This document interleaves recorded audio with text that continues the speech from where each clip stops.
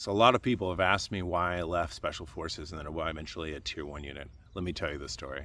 So since I was 10 years old, I watched the movie Green Berets by John Wayne and knew that's exactly what I wanted to do. So after college, I joined the military, went to 5th Special Forces Group, spent 2 years in training, 3 years operational, did back-to-back deployments to Iraq.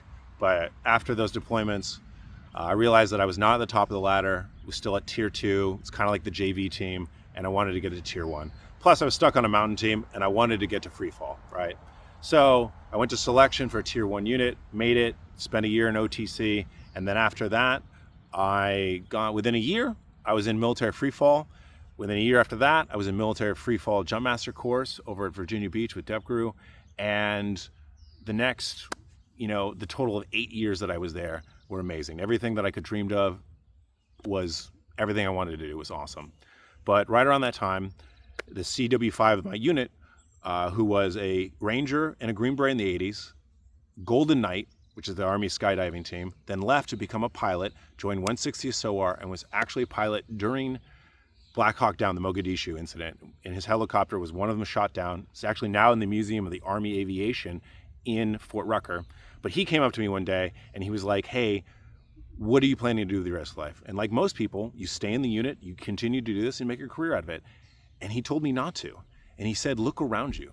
Everybody who's senior to me, all was divorced. Nobody had no relationship with children, and they had no personal life. And he asked me, he's like, what is your personal life? And that's when it dawned on me. I didn't have a personal life. This was everything that I knew and cared about.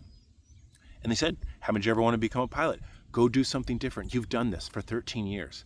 Go do something different. So I put in my packet, I left, became a warrant officer, left a flight school, and during that transition time, I discovered horses, I started playing polo, and I started a very successful real estate investment business. And I finally, first time, had a personal life, and I could not be happier. One of the best decisions I ever made was to leave. And I never would have until somebody really kind of was like, hey, there's a thing called work-life balance. And I didn't have it. And I would not change anything that I did. The experience that I had was amazing. So the moral of the story is, no matter how elite your job is, if it costs you your relationships and your peace, it's not worth it.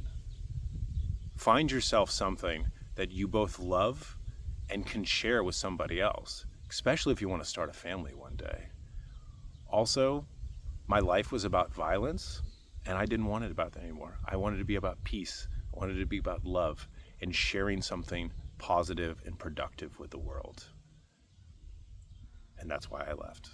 And hardest decision I ever made, best decision I ever made.